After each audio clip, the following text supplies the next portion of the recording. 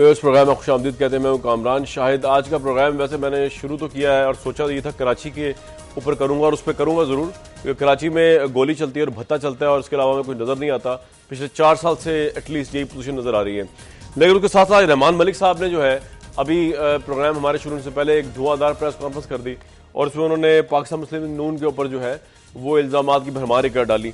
इखलाकियात से लेके उन्होंने जो है वो मुशर्रफ लीग तक बहुत सी चीज़ों को मिला दिया पाकिस्तान मुस्लिम लीग नून के साथ। तो ये दोनों बातें आज डिस्कस कर लेंगे, लेकिन सबसे पहले एक तो पैनल इसका तारुफ करा दूँ। सबसे पहले मैंने कराची जाना है, लेकिन लाहौर स्टूडियो में जो लोग मौजूद हैं, ज़ईम कादरी साहब इस वक्त पाकिस्तान मुस्लिम लीग नून को रिप्रेजेंट करेंगे यहाँ पे। बहुत वार्म वेलकम कहता हूँ कादरी साहब को मैं। सईद काजी साहब सीनियर जर्नलिस्ट हैं, आप उनको हमारे चैनल में देखते हैं, सुबह का आगाज़ करते हैं और बड़े भरपूर तरीके से करते हैं। काजी साहब बहुत शुक्रिया हमें ज्वाइन किया। शर्जील इनाम मेमन साहब हैं, ऑब्वियसली इस वक्त सिंध गवर्नमेंट को रिप्रेजेंट कर रहे हैं, पीपल्स पार्टी को भी रिप्रेजेंट कर रहे हैं, इनसे बात करेंगे। अतीक मीर साहब हैं इस वक्त जो वहाँ की ताजर यूनियन को रिप्रेजेंट करेंगे और बताएंगे हमें कि बेसिकली वहाँ पे हो क्या रहा है। अगर मैं सबसे पहले अतीक मीर साहब आपकी तरफ ही आ जाऊँ, अगर आपको मेरी आवाज़ क्लियर आ रही हो। हजूर, क्या ये परसेप्शन सही है पंजाब में बैठ के यहाँ पे कि कराची में सिर्फ गोली और भत्ता चल रहा है? कराची में ये सिलसिला बढ़ता चला जा रहा है और भत्ता एक सिंबल बन गया है जो कराची की शनाख्त बन गई है। भत्ते के ऊपर जितनी मुलाकातें हमने इख्तिदार में बैठे हुए ज़िम्मेदारान से हमने की हैं, शायद मेरी पिछली 25 साल इस तंजीमी ज़िंदगी में मैंने किसी एक मसले पर इतनी ज़्यादा मुलाकातें और हुकूमतों के इतने वादे, हुकूमतों की इतनी यकीन दहानियाँ मैंने आज तक नहीं देखी। और मैंने इस मामले में इतना बेबस हुकूमतों को इससे कबल कभी नहीं देखा। या तो बेहिस हैं या बेबस हैं, दोनों में से कोई एक बात तो है। सूरत हाल तो भत्ते की ये है कि देखें, कराची के जिस जिस हिस्से में कोई बकरा भी फरोख्त हो रहा है, कोई गाय फरोख्त हो रही है, ये मवेशी मंडियां जहां जहां लगी हैं, पर्चियां लेके खड़े हुए हैं बदमाश। नहीं, आप मुझे ये कह रहे हैं कि जो बकरे भी फरोख्त हो रहे हैं उसके ऊपर बकरे वालों से भी भत्ता वसूल किया जा रहा है? मैं कहता हूं कोई जिंदगी का ऐसा शोबा नहीं बचा। मुझे तो लगता है अगर ये सिलसिला यही रहा तो एक वक्त आएगा मस्जिदों के बाहर भी ये नमाजियों से भी भत्ता लेना शुरू हो जाएंगे कि नमाज पढ़नी है तो इतना। अतीक मीर साहब, आपको क्या, बीइंग अ ताजिर, आपको क्या लगता है कि जब सुप्रीम कोर्ट ने ये कह दिया कि पाकिस्तान पीपल्स पार्टी से लेके एएनपी और एमक्यूएम के सबके मिलिटेंट विंग्स शामिल हैं, आपको क्या लगता है ये रीजन काफी है ये बताने के लिए कि यहाँ पे क्यों भत्ता माफिया है या यहाँ पे क्यों टेरर किलिंग होती है? आप समझते हैं कि रीजन इसके अलावा ये से बियॉन्ड है? देखिए, अगर ये जहाँ तक सुप्रीम कोर्ट की बात है, और भी लोगों ने बात कही है कि मिलिटेंट्स ग्रुप हैं, विंग्स हैं, लेकिन चलें वो मामला तो इनके बाहमी तौर पे जो ये परसर पिकार एक दूसरे के साथ जो चपकलिश चल रही है, जो टारगेट किलिंग्स हो रही है, यकीनन उनसे तो ये काम लेते होंगे, लेकिन उसके नतीजे में जो कानून, जो इंतजामिया है वो मुकम्मल तौर पर कोलैप्स हो गया है। इसलिए कि हुकूमत कभी भी ऐसे मौके पे, जबकि वो खुद भी किसी झगड़े में फरीक हो, कानून को आज़ाद नहीं कर सकती, खुसूसन उन इदारों को जो हुकूमत के अंडर में काम करते हैं, ताकि हुकूमत उनकी जद से अपने लोगों को बचा सके। ये आपका पॉइंट आ गया, यही एक सबब हो। मीर साहब मेरे साथ रहेंगे आप, मैं शर्जील साहब के पास जाना चाहूंगा, लेकिन शर्जील साहब के पास जाने से पहले एक और ये जो हमारे अतीक मीर साहब, तो ये भी एक इंडिपेंडेंट वॉइस है, ताजर बरादरी ताल्लुक, इनका दिल भी दुखा हुआ है ऑब्वियसली। वो कह रहे हैं ये बकरे तक पे जो है वो भत्ता वसूल होता है। ये मैं पूछूंगा शर्जील साहब, लेकिन शर्जील साहब के लिए एक और एनालिसिस सईद काजी साहब आपसे करवाना चाहूंगा। किस हद तक आप समझते हैं कि पीपल्स पार्टी की गवर्नमेंट बुरी तरह नाकाम हुई है वहां पे सब रोकने में, या आप समझते हैं कि ये जिन टारगेट किलिंग और माफिया का और भत्ता माफिया का बियॉन्ड एनी पार्टीज कंट्रोल है? देखिए, अगर हम पार्टी से, तीनों पार्टी पावर में हैं जी, अब इसमें दो सूरतें पॉसिबल हो सकती हैं। एक सूरत तो यह कि इन भत्ता लेने वालों से इन पार्टियों का कोई लेना देना नहीं है, ठीक है। ठीक। एक सूरत यह है कि है, अच्छा अगर नहीं है तो इसका मतलब यह है कि भत्ता लेने वाले हमारे तमाम इलेक्टेड 3 पार्टीज जो हैं उनसे ज्यादा पावरफुल हैं। दो ही बातें हो सकती है ना, कि या ये वीक है, या ये इनकॉम्पिटेंट है, या फिर they are hand in glove with them. जिस तरह सुप्रीम कोर्ट ने कहा कि जनाब, और जिस तरह रेंजर के जो चीफ थे उन्होंने कहा कि जिस वक्त ये सुप्रीम कोर्ट में ये केस था कि जी इनके मिलिटेंट विंग्स हैं।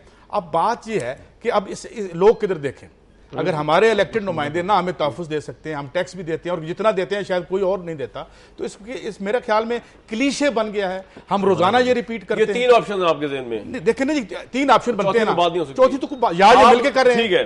ज़हीम काजी साहब, आप इस बात पे इतना क्यों आपने हाँ में हाँ मिलाई कि ये मिलके कर रहे हैं? मैं फिर मैंने जाना है शर्जील साहब के पास। सिर्फ एक जुमला जरूर कहूंगा कि मुझे सिर्फ ये बता दें कि अगर तीनों लोग, मैं एज अ पाकिस्तानी बात करूंगा, मैं एज अ पॉलिटिकल वर्कर नहीं बात कर रहा इस वक्त, मेरा सिर्फ ये कंसर्न है कि 3 पॉलिटिकल पार्टीज वहां पर इक्तदार में, तीनों पॉलिटिकल पार्टीज कंटिन्यूसली ये कहती हैं कि हम इस चीज से जान छुड़ाना चाहते हैं, इसको खत्म करना चाहते हैं और इसको कन्फ्रंट करते हैं। क्यों नहीं कर पाते? अगर नहीं कर पाते तो भाई जाओ कोई हुकूमत छोड़ दो या इत्तेहाद ही खत्म कर दो। और तीनों एक दूसरे पर इसका इल्जाम भी लगाते हैं क्योंकि ये हुकूमत की सपोर्ट के बगैर नहीं हो सकता। शर्जील साहब, आपकी सपोर्ट के बगैर ज़हीम कादरी साहब कह रहे हैं नहीं हो सकता भत्ता और टारगेट किलिंग। बिस्मिल्लाहिर्रहमानिर्रहीम। शुक्रिया कामरान साहब। जनाब, बिल्कुल, ये जो आपने जिस टॉपिक पे बात की है ये टॉपिक इंपॉर्टेंट है और सिंध में इस वक्त ये बर्निंग इशू है, चाहे वो एक्सटॉर्शन हो चाहे वो टारगेट किलिंग हो। लेकिन ये भी हकीकत है कि ये कोई इस गवर्नमेंट का पैदा किया हुआ मसला नहीं है और ये भी हकीकत है कि कराची के हालात को किसी और जगह से कंपेयर इसलिए नहीं किया जा सकता क्योंकि कराची की आबादी है 2 करोड़ और 2 करोड़ की आबादी का शहर है। ज़ाहिर है जब यहाँ पे जब पॉपुलेशन बढ़ती है और लोगों का पूरे पाकिस्तान से यहाँ पे जो इन्फ्लक्स भी बढ़ता है और तो बेरोजगारी के फैक्टर्स बढ़ते हैं और फिर जहाँ पे बेरोजगारी होती है और जहाँ पे मुआशी हालत थोड़ा अच्छी नहीं होती तो फिर वहाँ पे लोग क्राइम जो है वह बढ़ता है। और ये सिर्फ पाकिस्तान की बात नहीं है, पूरी दुनिया के जितने भी बड़े ममालिक हैं, अगर आप अगर न्यूयॉर्क की बात कर लेंगे या लंदन की बात करेंगे तो वहाँ पे भी रातों क्या होता है, किस तरह क्राइम होता है, वो सबको पता है। खैर वो कोई जस्टिफिकेशन नहीं है और मैं ये भी कहूंगा कि ये सिर्फ कराची में नहीं है, ये पूरे पाकिस्तान में इस वक्त लॉ एंड ऑर्डर की सिचुएशन है। चाहे आप खैबर पख्तूनख्वा की बात कर लें, आप बलूचिस्तान की कर लें या पंजाब की कर लें। मैं ज़हीम कादरी साहब की तरफ इल्ज़ामबाजी नहीं करूंगा कि हुकूमत की सपोर्ट के बगैर नहीं हो सकता। मैं आपको एक बात जरूर बताऊंगा कि कोई भी हुकूमत हो, चाहे पंजाब में नून लीग की हुकूमत हो या सिंध में पीपल्स पार्टी और उनके इत्तेहादियों की हुकूमत हो, कोई भी हुकूमत कभी ये नहीं चाहेगी कि उसके दौर इक़्तिदार में लोग परेशान हों, उसके दौर इक़्तिदार में लोगों से भत्ता लिया जाए या लोगों की टारगेट किलिंग की जाए। अगर ये इस तरह का इल्जाम लगा सकते हैं तो फिर तो मैं भी कह सकता हूं कि एक निजी चैनल आप ही के इनफैक्ट निजी चैनल आप ही के चैनल की एक रिपोर्ट थी कि पंजाब में एक साल में 10,000 अफराद अगवा हुए हैं, तो फिर मैं ये भी कह सकता हूं कि वहां पे भी फिर हुकूमत होगी इन्वॉल्व। लेकिन मैं इस तरह का इल्जाम नहीं लगाऊंगा। शर्जील साहब, मैं आपसे एक रिक्वेस्ट करूंगा, मैं आपसे एक दरख्वास्त करूंगा। ज़हीम साहब एक मिनट, मैं आपसे दरख्वास्त इस तरह भी कर रहा हूं क्योंकि आप इस वक्त मेरे प्रोग्राम का सेंट्रल गेस्ट हैं, क्योंकि ये टॉपिक कराची के ऊपर है और आप क्योंकि सिंध की पीपल्स पार्टी गवर्नमेंट को रिप्रेजेंट कर रहे हैं, तो मैं आपसे तो बिल्कुल तवक्को नहीं करता कि आप खैबर पख्तूनख्वा या पंजाब की मिसाल दें। ये बहुत बुरे होंगे, इन पे भी करूंगा प्रोग्राम इंशाल्लाह। लेकिन आज मैं चाह रहा हूं कि सिर्फ आप ये बताएं कि अतीक मीर साहब जो है वहां बैठ के ताजर बरादरी के, वो क्यों रो रहे हैं कि जी भत्ता और टारगेट किलिंग जो है वो ऑर्डर ऑफ द डे है कि बकरे के ऊपर भी जो है कराची के अंदर वो भत्ते की पर्ची आती है। सर इसका जवाब दे दें सिर्फ मुझे। अच्छा खैर मैं आपको बताऊं इस बात अतीक मीर साहब के इशू का, बिल्कुल इनके ग्रीवेंसेस हैं और इनके ग्रीवेंसेस को गवर्नमेंट ने मुख्तलिफ औकात में जो है वो एड्रेस भी किया है। अतीक मीर साहब से मेरी भी 2-3 मुलाकातें हैं और इनके साथ हमने एक लॉ एंड ऑर्डर की मीटिंग की थी जिसमें चीफ मिनिस्टर साहब भी मौजूद थे और सिंध के जितने भी लॉ एनफोर्समेंट एजेंसीज के हेड्स थे वो भी मौजूद थे। इन्होंने वहां पे अपने कुछ ग्रीवेंसेस दिए, कुछ प्रपोजल्स दिए, जो चीज़ें इन्होंने डिमांड की कि जिन एरियाज में इनको पुलिस की इजाफी नफरी चाहिए थी वहाँ पे इजाफी नफरी भी दी गई। इनके साथ लजान में जो है वहाँ पे उस इलाके के SSP, DIG, IG तक भी जो है वो उनके साथ लजान में पूरी कराची की बात हो रही है, इस तरफ मीर साहब की बात नहीं हो रही, वो पूरी कराची की उन्होंने बात की। मैं उनकी जाती बात नहीं कर रहा कि उन्होंने क्या सिक्योरिटी मांगी। शर्जील मेमन साहब नहीं, उन्होंने अतीक मीर साहब ने अपनी जात के लिए नहीं मांगी थी। जी ताजरों के लिए बता रहा हूँ, उन्होंने ताजर बरादरी के लिए जहां पे ये कंप्लेंट्स आ रही थी जिन एरियाज के लिए अतीक मीर साहब ने इनके वक्त में मीटिंग की थी। ठीक है। और इनके वक्त की जितने भी ग्रीवेंसेस थे हमने एड्रेस किए, जहां पे हमने जिन एरियाज में उन्होंने निशानदेही की वहां पे हमने पुलिस की इजाफी नफरी भी कर दी। मीर साहब आप तो फिर आप तो बड़े खुशकिस्मत है कि शर्जील इनाम मेमन साहब को, मैं तो काफी अरसे से वजीर दाखिला साहब को बहुत चीजें बता रहा हूँ सिक्योरिटी के हवाले से, अपने हवाले से, वो उन्होंने कभी कान नहीं धरा। आप तो बड़े खुशकिस्मत है कि आपने एक दफा नोटिस में लेके आए और अब सिंध की जो वजारत है उन्होंने आपको पुलिस भी दी है, ट्रेडर्स को, और इजाफी नफरी भी दी है। अब आपको फिर शिकवा क्या है हजूर? हमारी कल भी 4 घंटे गवर्नर हाउस में गवर्नर साहब से मुलाकात हुई थी जी। इसमें कोई शक नहीं, शर्जील मेमन साहब से हमारी मुलाकात हुई, बहुत अच्छी इन्होंने उम्मीदें दिलाई। वजीर आला से भी मुलाकात हुई, उसमें यह तय पाया कि इजाफी नफरी दी जाएगी। ठीक है। आज चौकियां खाली हैं, आज चौकियां खाली हैं, ठीक है। इन्होंने कहा कि वो मोबाइल कॉल लोकेटर्स दिए जाएंगे, वो आज मौजूद नहीं है। इन्होंने कहा कैमरे लगाए जाएंगे, कैमरों की तनसीब अमल में नहीं आई। चलो बात खत्म हो गई। तो फिर इन्होंने जितनी बातें भी की तो वो अब तक नहीं की। अगर कुछ हल भी हुई तो जुज़्व वक्ती, ठीक है, वो यही मेरे साथ रहेगा। थी, उसके बाद उसका फॉलोअप कोई नहीं है। हम ये चाहते हैं कि आप उसका रिजल्ट दें।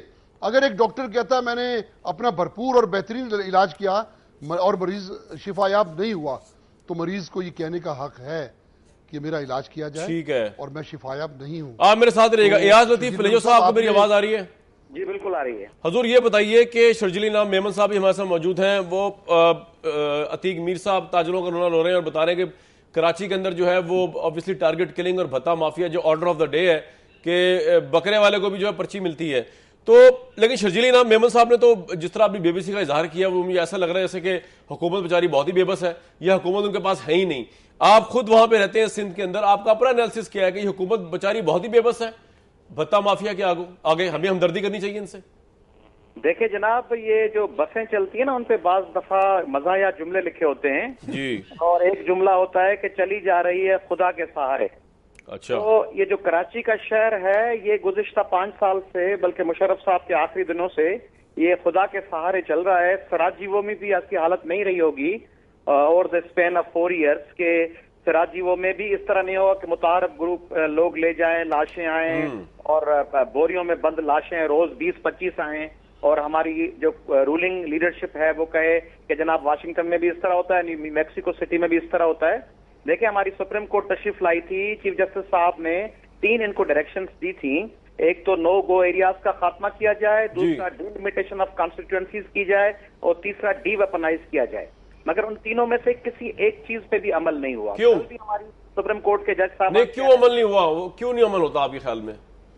अमल इसलिए नहीं हो रहा कि ये जो है ना मफाहमत की सियासत, उसका नाम ये है कि किसी को भी छेड़ना नहीं है। कारोबार जिंदगी अगर छेड़ने से हमारा खराब होता है तो हमारा बिजनेस चलता रहे, हम इक़्तिदार में बैठे रहें, उसकी कास्ट भले आम गरीब लोगों को देनी पड़े। कराची के 1-1.5 करोड़ लोग अगर तबाह बर्बाद होते रहें, ताजिर का कारोबार तबाह हो जाए, आम पॉलिटिकल एक्टिविस्ट की जिंदगी खतरे में हो जाए, सहाफी कत्ल होते रहें, ट्रांसपोर्टरों की गाड़ियां जलती रहें, हम इक़्तिदार में बैठे रहें, इसलिए कुछ नहीं किया जाता।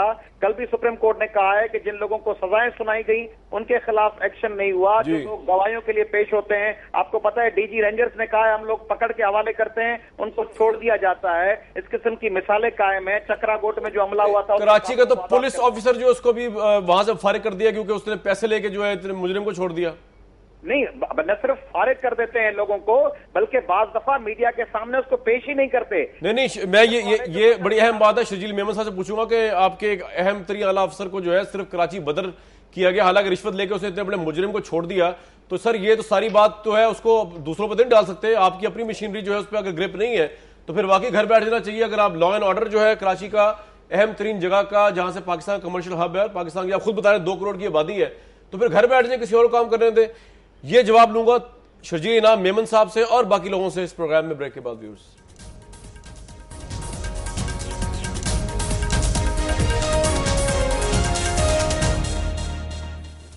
इस प्रोग्राम में आपको दोबारा खुशामदीद कहते हैं। बात यह है कि ऑब्वियसली कोई एक प्रोग्राम क्या, कई प्रोग्राम्स भी जो हैं इस पे हो चुके हैं। कराची पे हमने खुद जाकर कवर किया टारगेट किलिंग के एरियाज को।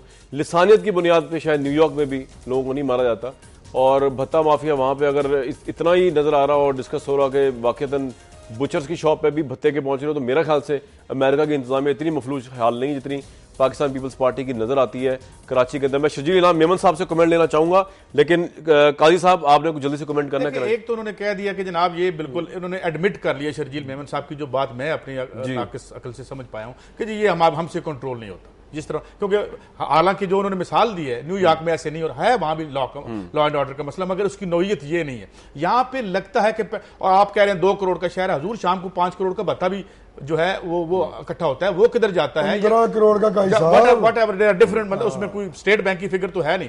तो वहां एक पैरेलल हुकूमत चल रही है, एक मुतवाजी हुकूमत चल रही है। और सबसे अफसोसनाक अमर यह है कि कराची के हमारे अवाम जो मेहनत कशों का सबसे बड़ा शहर है, वो होस्टेज है इस वक्त। वो भत्ता माफिया का होस्टेज है। पुलिस वाले जहां आके, कुछ दिन पहले एक स्टोरी आई थी, पुलिस वाला सामने आ गया, वो बस्ट हो गया, और रिश्वत लेके पुलिस वाला जो है सुसाइड बॉम्बर को छोड़ देता है। ये है। अच्छा, दूसरी बात ये कि जनाब की आईनी जिम्मेदारी है हजूर, 1973 का कॉन्स्टिट्यूशन पाकिस्तान पीपल्स पार्टी ने बनाया जनाब, और उसमें हमें तहफ़्फ़ुज़ देना। हम टैक्स किस लिए देते हैं आपको? ठीक हम आपको नाम देते हैं, गाड़ी देते हैं, पैसे देते हैं, तो मिनिस्ट्री देते हैं कि आप हमें आके ये बता दें कि जनाब हमसे ये नहीं हो सकता। तो I think it should be rethought. Zaheem साहब जल्दी से क्विकली कुछ कहना चाहेंगे? पंजाब में भी वो कह रहे हैं क्राइम हमसे ज्यादा है। देखिए सर, अब मैं इस कंपैरिजन में पड़ जाऊंगा तो सारी दुनिया को सब कुछ नजर आता है। आप भी यहाँ रहते हैं, मैं भी यहाँ रहता हूँ, कंपैरिजन कर लें, सबको सब कुछ पता लग जाएगा। लेकिन प्रॉब्लम क्या है, देखिए इससे बाहर निकले, everybody should behave above his own political party, across the board लोगों को पकड़े, जो भी इसमें इन्वॉल्व है उसको आप ब्रिंग हिम टू टास्क।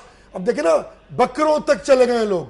ठीक है, आप मुझे बताइए कि क्या उस आदमी का जिसके 2 बकरे या 10 बकरों पे उसे 2000 रुपया देना होगा, वो आपका मतलब है जाके एफआईआर किटाएगा? वो नहीं किटाएगा sir. People would not know what is happening in there. Sharjeel साहब, आप हुकूमत को रिप्रेजेंट कर रहे हैं, कमेंट करते हैं, सवाल तो आपके सामने ही सारे, पलेजो साहब ने भी फरमा दिया, हमारे सामने काई साहब ने भी कह दिया, आपकी हुकूमत की इनकम्पिटेंस के ऊपर बात हो रही है इस वक्त। जी अब मेरे ख्याल है जितने लोगों के सवाल आते हैं मुझे उतना ही टाइम दें। जी प्लीज प्लीज प्लीज बात, जी जनाब कामरान साहब, बात यह है कि काजी साहब जो बैठे हैं, जिन्होंने फरमाया कि हमने को तस्लीम कर लिया, मैं आपको ये तो जरूर तस्लीम करूंगा कि हुकूमत की जिम्मेदारी जरूर है, लेकिन मैं साथ में ये भी उसके जो फैक्ट्स हैं वो भी जरूर बयान करूंगा। फैक्ट्स ये भी हैं कि पुलिस और रेंजर्स ने इन 4.5 सालों में जितने टारगेट किलर्स और भत्ताखोर गिरफ्तार किए हैं, इससे पहले किसी हुकूमत में वो गिरफ्तार नहीं हुए। ये भी फैक्ट है कि 100 खून वाले भी लोग हमने गिरफ्तार किए। एक ये भी फैक्टर कि आज से कोई 1.5 हफ्ता पहले पुलिस ने एक कालदम तंजीम के रहनुमा को गिरफ्तार किया। उसने टीवी पे कहा, मतलब उस प्रेस कॉन्फ्रेंस में कहा कि मैंने कत्ल भी किए हैं और मैं आइंदा भी करूंगा। उसने ये भी लफ्ज बोला, आइंदा भी करूंगा। और ये भी एक फैक्ट है कि मैं आपको एडवांस में बता रहा हूं कि 6 माह के बाद कोर्ट्स उसको छोड़ देंगी। तो ये नहीं है कि हुकूमत सो रही है। अगर हुकूमत सो रही होती, पुलिस सो रही होती, तो पुलिस वालों की टारगेट किलिंग नहीं होती। और यहाँ पे कोई 90 से ज्यादा टारगेट किलर सिर्फ 1 माह में जो है टारगेट किलर ने पुलिस वालों को शहीद किया है। राइट। तो अगर पुलिस वाले चुप कर रहे, अगर मेरी बात नहीं सुन, कंप्लीट नहीं, मैं सुन रहा हूं, मैं तो जी कह रहा हूं आपको, आप कंटिन्यू करें। बिल्कुल करें। हाँ जी, हाँ जी, अगर पुलिस वाले यहाँ पे उनको शहीद किया जा रहा है, रेंजर्स के ऑफिसर्स पे हमले किए जा रहे हैं, तो इसका मकसद है कि there is a serious situation. और सीरियस सिचुएशन ये इस तरह है, ये भी मैं आपको बताऊंगा कि उस वक्त के डिक्टेटरों ने, जिन्होंने, ये मैं कोई एक सरासरी जुमला नहीं बोल रहा, कि उस वक्त उन लोगों ने उसके आफ्टर इफेक्ट्स नहीं देखे। जिस तरह उन्होंने कराची को हथियारों का अंबार बनाया, जिस तरह उन्होंने यहाँ पे रॉकेट लॉन्चर्स और यहाँ पे एंटी एयरक्राफ्ट गन जैसे वेपन्स पहुंचवाए, मेरी बात सुने, जिस तरह से जो तालिबान जो है, जो पहले तो वाना वजीरिस्तान में थे, लेकिन जब वहां पे ऑपरेशंस होना शुरू हुए और वो किसी तरीके से भी यहां पहुंचे, तो जब अब यहां पे एक फैक्टर नहीं, यहां पे मल्टी फैक्टर्स हैं। और ये भी मैं आपको बता दूंगा कि कराची क्योंकि पूरे पाकिस्तान का एक इकोनॉमिकल हब है, तो जब कराची डिस्टर्ब होता है तो पूरा पाकिस्तान डिस्टर्ब होता है। तो जो बैरूनी कुव्वतें हैं, जो पाकिस्तान को फलता फूलता नहीं देखना चाहती, वो यहाँ के लोगों को पैट्रोनाइज करती हैं, वो यहाँ के लोगों को फंडिंग देती हैं, वो यहाँ के लोगों की इस चीज में मदद करती है कि यहाँ पे डिस्टेबलाइज हो और बिजनेस कम्युनिटी डिस्टेबलाइज हो। मैं एक सवाल कर रहा हूँ। हाँ जी, आप करें, जल्दी से कर लें शर्जील साहब। और सिर्फ यह है कि उस वक्त जब आप जनरल परवेज मुशर्रफ की बात करते हैं, यकीनन पीपल्स पार्टी नबुर्दाजमा थी, लेकिन कराची किसके हवाले था? वो जो लोग, जनरल परवेज मुशर्रफ खुद तो नहीं आके प्ले अराउंड करते थे, फौज ने उस वक्त भी ऑपरेशन किया, फौज उस वक्त भी रिएक्ट करती थी चीजों को, रेंजर्स भी मौजूद होते थे। आज भी वो तीनों पॉलिटिकल पार्टीज, और तो कोई चौथी पार्टी जीती नहीं हुई ना मेरे भाई, जो तीनों पॉलिटिकल पार्टीज कराची के स्टेक होल्डर्स हैं, वो तीनों गवर्नमेंट में हैं।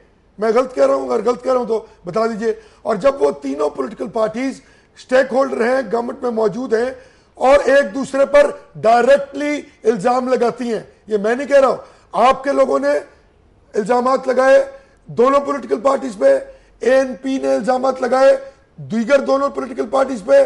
जुल्फिकार मिर्जा साहब ने जो गुफ्तगू की वो मैंने नहीं की, वो आपके सीनियर आदमी थे, उन्होंने बाकायदा कैटेगोरिकली तमाम चीजें खोल के आपके सामने रखी।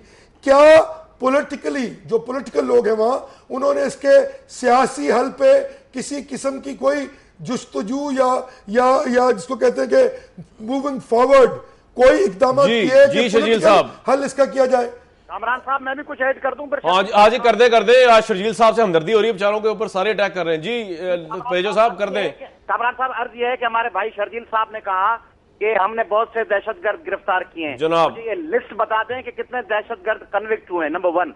नंबर 2 इसका जवाब ये देंगे कि अदालतें उनको छोड़ देती हैं। तो भाई मेरे सीआरपीसी के 154, 161 सीआरपीसी, 162 सीआरपीसी, 173 सीआरपीसी, ये तहकीकात, ये एफआईआर, ये चालान, ये स्टेटमेंट, ये 164 सीआरपीसी, ये इख्तियारात पुलिस के पास है। सूबाई वजीर दाखिला के मार्फत ये इन्वेस्टिगेटिंग एजेंसीज और पुलिस की इन्वेस्टिगेशन डिपार्टमेंट जब वो गवाहियां पेश ही नहीं करेंगे, मशीरनामे पेश नहीं करेंगे, वो रिकवर्ड वेपन पेश नहीं करेंगे, वो फॉरेंसिक रिपोर्ट्स पेश नहीं करेंगे, तो अदालतें क्या अपनी यानी पुलिस पॉलिटिसाइज है ना, पॉलिटिकल पार्टीज के जो गैंगस्टर्स हैं और टारगेट किलर्स वो पकड़े जाते हैं, आप ये कह रहे हैं ना प्लेजो साहब, और वो पार्टी की मजबूरियां हैं। अच्छा ठीक है, अब मेमन साहब से पूछ रहे हैं, शर्जील इलान मेमन साहब, दो बातें आपसे पूछनी है।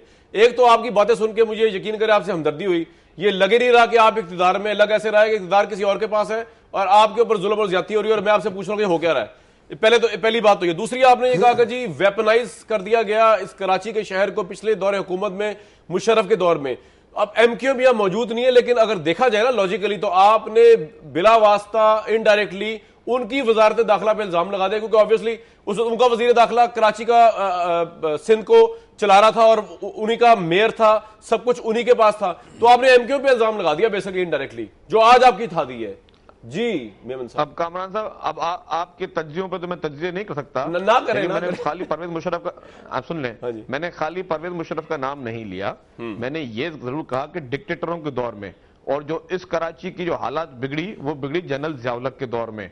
पहली बात ये, मैंने किसी तंजीम का ना ही नाम दिया, ना इनडायरेक्टली कोई इशारा किया। दूसरी बात, ज़हीम कादरी साहब ने जो फरमाई, उस पर भी मैं आता हूं कि यह भी हकीकत है कि पीपुल्स पार्टी, मुत्तहिदा कौमी मूवमेंट और अवामी नेशनल पार्टी, तीनों पार्टियों ने मिलकर जो है वो इसके सीरियसली इनके हल के लिए कोशिशें भी की हैं। तो तीनों पार्टियों ने मिलकर जो है वो कोड ऑफ कंडक्ट भी बनाए। लगा रहे हैं भाई। किन अब कादिर साहब मेहरबानी करके, मेरा सवाल ये था कि वो तो दोनों पे एक दूसरे पे इल्जाम लगा रहे थे, और फिर आपके जुल्फिकार मिर्जा साहब ने जो इल्जाम दोनों जो उसको ओन नहीं करती ना की पार्टी। अच्छा फिर ठीक, हाँ जी, फिर ठीक। शर्जील साहब करते हो कि जाती तौर पे जुल्फिकार मिर्जा के साथ चले भी गए थे, लेकिन वैसे पार्टी ओन नहीं करती जी शर्जील साहब, ठीक है। और इनकी वजारत भी चली गई थी गुनाह की पैदाश में। मेरे ख्याल से अगर हम टॉपिक पर रहें तो टॉपिक में ही है, Zulfiqar Mirza is very to the point. जी चलें जी। अच्छा, बात यह है कि खाली अगर सियासी जमातों का नाम लिया जाए कि वो कर रहे हैं, तो मेरे ख्याल से ये भी बहुत बड़ी ज्यादती होगी। यहाँ पे क्रिमिनल गैंग्स भी हैं, यहाँ पे वही काल अदम तंजीमें जो हैं वो भी ऑपरेट कर रही हैं, जो जिसका मैंने जिक्र किया कि जिस शख्स ने ये कहा कि मैंने खून किए और भी करूंगा, टीवी पे कहा, वो भी एक काल अदम तंजीम का यहाँ का अमीर था। ठीक है, तो मकसद ये है मेरे भाई कि ये नहीं है कि लोग गिरफ्तार नहीं हो रहे। जो अयाज पलीजो साहब ने फरमाया उसकी भी बात मैं कहूंगा कि हमने गिरफ्तारियां पेश करने के बाद उनके जो है जेआईटीज भी पेश की हैं, जिसमें मुल्क की तमाम एजेंसीज की रिपोर्ट्स भी शामिल थी। लेकिन अफसोस यह है कि जो कोर्ट्स हैं उधर के हमारे जजेस खुद भी डरते हैं। जब तक वो जजेस अपने अंदर से ये खौफ खत्म नहीं करेंगे, मैं आपको एक बताऊं, 8000 वेपन्स जो हैं वो हमने रिकवर किए। उस 8000 वेपन्स जो हमने एक साल में रिकवर किए, 13D के मुकदमा चलाए, और उसमें हमने उस रिकवरी के बाद कोई मेरे ख्याल से कुछ 4 से 4500 लोग गिरफ्तार करके कोर्ट्स में पेश किए कि भाई ये लोग गिरफ्तार हुए हैं, इतनी बड़ी तादाद में इनसे वेपन रिकवर हुए हैं। कोर्ट ने सबको बेल दे दी। अब मुझे बताओ उसमें हुकूमत क्या करे? अगर एक प्रैक्टिकल सॉल्यूशन के पास जाएंगे आप कि अगर पुलिस कहीं पे रेड करती है, चाहे किसी रोड पे चेकिंग पे करती है या किसी घर पे रेड करती है, तो साथ में गवाह तो नहीं लेके जा सकती। अगर गवाह साथ हम लेके जाएंगे तो बस सर फिर मसला खत्म हो गया ना। मैं समझ गया आपकी बात, शहरी की जान तो खतरे में नहीं लेके जाएंगे। मैं सर आपकी बात समझ गया। कराची जो है वो अभी मेरी बात नहीं समझे। नहीं मैं समझ नहीं सका, बात सही कह रहे हैं, लेकिन मैं समझ गया जो आप कह रहे हैं कि ये मसला हल नहीं हो सकता आपकी गवर्नेंस में। हल पूछ ले, हल हो ही नहीं सकता इसमें। मैं उससे आगे जाऊंगा, मुझे ब्रेक में जाना है, और शर्जील इलान मेमन साहब से और भी बड़ी गुफ्तगू कर रही हैं व्यूअर्स, और बाकी लोगों से भी कर रही हैं। आज रहमान मलिक साहब ने आउट ऑफ नोवेयर बात तो करना चाह रहे थे, मोबाइल सर्विस सिर्फ 4 घंटे के लिए सस्पेंड करेंगे ईद के मौके पे। साथ ही उन्होंने जो है वो नून लीग को भी बातें बहुत सारी सुना दी, और जो बातें उन्होंने की हैं वो मैं आपके सामने रखूंगा। उसके ऊपर कमेंट ज़हीम कादिर साहब भी करेंगे, हमारे पैनल एनालिस्ट भी करेंगे, और शर्जील इलान मेमन साहब भी करेंगे। नवाज शरीफ साहब ने जो है वो एक आई वुड से कि बोल्ड स्टेप उठाया जब उन्होंने कल या परसों ये बयान दिया कि FIA या किसी भी तहकीकाती इदारे के लिए वो हाजिर हैं सुप्रीम कोर्ट के फैसले को मानते हुए। तो क्या ये रहमान मलिक साहब की सारी स्टेटमेंट जो हैं वो आज उसके रिएक्शन में आई हैं या इसके अलावा इसका कोई मकसद, इस पर बात करते हैं व्यूअर्स प्रोग्राम में इस ब्रेक के बाद।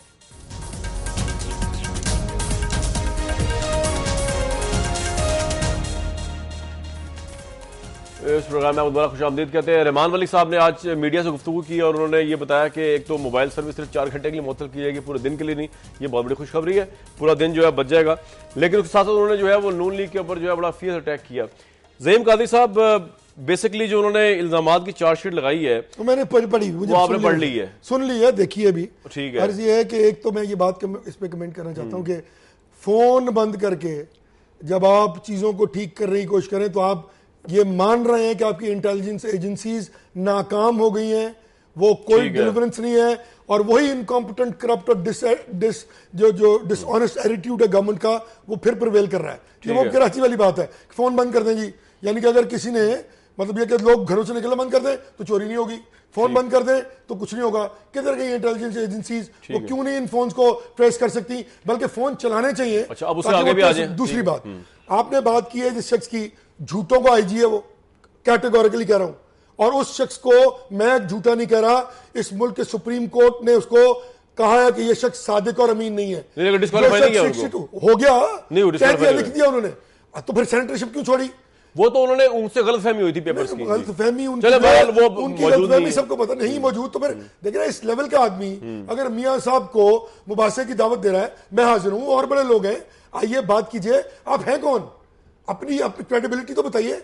आपकी क्रेडिबिलिटी ये है कि आप FIA में मुलाजिम थे, उसके बाद आप वहां से चले, कहां से चले? नहीं, मेड इस तरह नहीं होता, सेल्फ मेड वो होता है जो मेहनत करके आया हो, ठीक है, जो साजिश के जरिए आपने कैसे कुछ कहना है, सेल्फ मेड नहीं होता। मैं शरीफ साहब के पास जाऊं। नहीं, वो जो कह रहे हैं कि जी नवाज शरीफ साहब जो है अवाम से माफी मांगे, मुझे लगता है अवाम इन सबसे माफी मांगना चाहती है।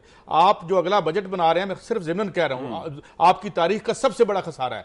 ये रियासत जो है वो एक डिफॉल्ट करने के नुक्ते पर जा रही है। 31% ऑफ GDP आपको चाहिए, बहस क्या हो रही है कि जनाब आप ज़िया-उल हक की बाकी आते हैं, आप ये। So this is non seriousness, और अवाम इनसे माफी मांगती है कि कोई है जो हमारे रियल इश्यूज को एड्रेस कर सके। ये बड़ा इंपॉर्टेंट सवाल है, फ्रेम ही कर दे। नेक्स्ट इलेक्शन में जो आप जाएंगे, वफाकी हुकूमत बनाने के लिए जाएंगे, इलेक्शन लड़ने के लिए, तो क्या यही प्राइमरीज होंगे जिस तरह काई साहब भी कह रहे हैं कि दूसरी पार्टीज के खिलाफ जो है वो हेटेड स्पीच करना, या कोई इश्यूज होंगे रियल पीपल्स पार्टी के पास? क्योंकि पॉपुलैरिटी नीचे आ गई IRI पोल के मुताबिक।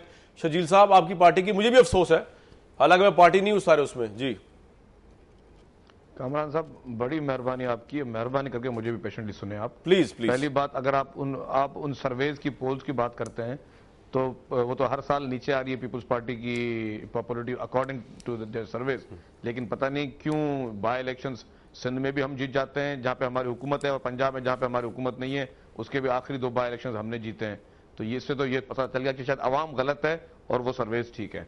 दूसरी बात ये है जो ज़हीम कादरी साहब ने फरमाया कि उन्होंने झूठा करार दे दिया रहमान मलिक साहब को, और सुप्रीम कोर्ट का डिसीजन दे दिया।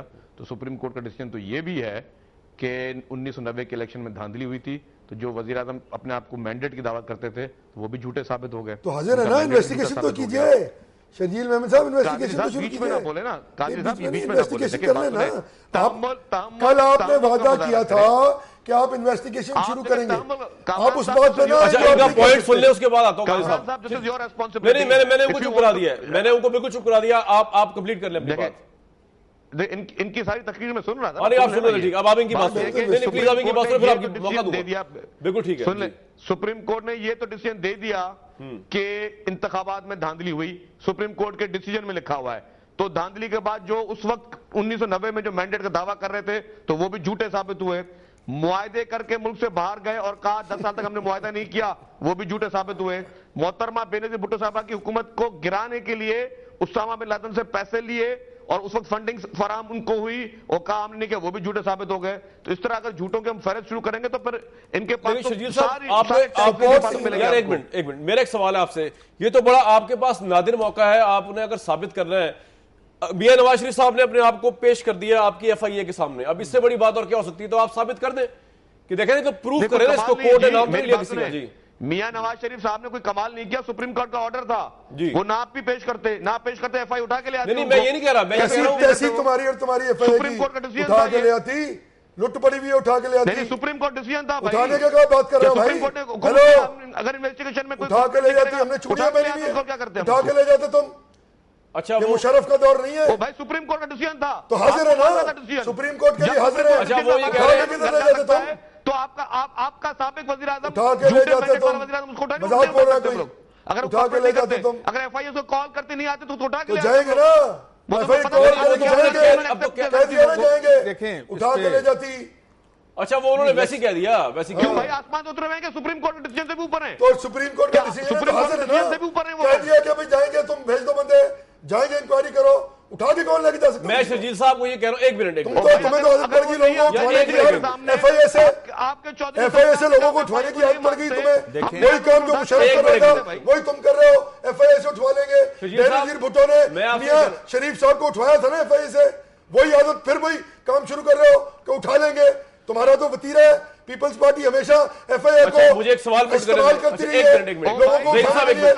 मियां शरीफ साहब को उठवाया था, याद करो, उठवा के ले गए, तुम लोगों को उठवाते हो। मैं ये कह रहा शर्जील साहब, मैं आपको एक सवाल पे छोड़े जा रहा हूँ। शर्जील साहब से भी एक सवाल करने दीजिए। शर्जील साहब, मैं आपको एक सवाल पे छोड़े जा रहा हूँ कि आपके पास ये नादिर मौका है, सुप्रीम कोर्ट ने जनरल मिर्जा असलम बेग साहब का नाम लिया, असद दुरानी साहब का नाम लिया, यस उन्होंने ये कहा। एक मिनट फिर मानेंगे यार, ज़हीम साहब एक मिनट भी बात तो कंप्लीट करने दें। मैं एक सवाल छोड़े जा रहा हूँ शर्जील साहब के पास कि इन सब के नाम लिए मैं जानना चाहूंगा, एक तो इनके खिलाफ आप लोग क्या कार्रवाई करेंगे, कौम जानना चाहती है।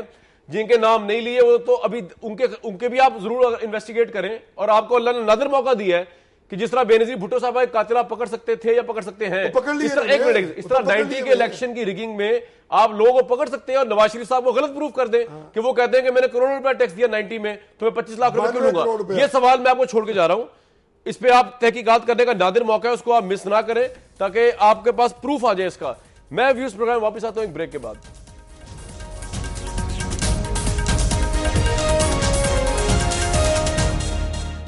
इस प्रोग्राम में दोबारा खुशामदीद कहते हैं। वक्त की बड़ी जी जी जी, एटीट्यूड चेक कर लें आप कि वो आज वो गिनवे किया जा रहा है कि हम उठा के ले जाएंगे।